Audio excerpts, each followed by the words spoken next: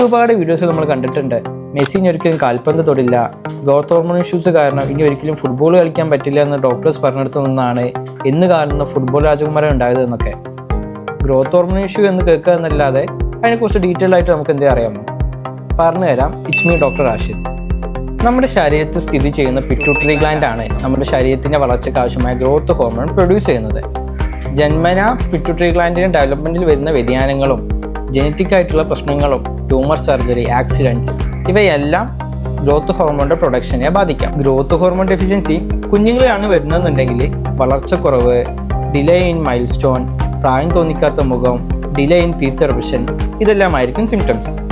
ഇത് മുതിർന്നവരിലാണ് വരുന്നതെന്നുണ്ടെങ്കിൽ lack of energy, loss of strength, bone ഡെൻസിറ്റിയിൽ വരുന്ന കുറവ് ഇതെല്ലാമായിരിക്കും സിംറ്റംസ്. പിന്നെ ഇപ്പം ഞാൻ പറഞ്ഞിട്ടുള്ള എല്ലാ ഡീറ്റെയിൽസും മെസ്സിയുടെ ലാബ് റിപ്പോർട്ട്സോ ഹോസ്പിറ്റൽ റെക്കോർഡ്സോ കണ്ടിട്ടല്ല. അതുകൊണ്ട് തന്നെ മെസ്സി അനുഭവിച്ച ഹെൽത്ത് റിലേറ്റഡ് പ്രോബ്ലംസ് ഇതാണ് എന്ന് ഞാൻ അവകാശപ്പെടുന്നുമില്ല. ഫോളോ ഡോക്ടർ ആയുർവേദം for more health related videos.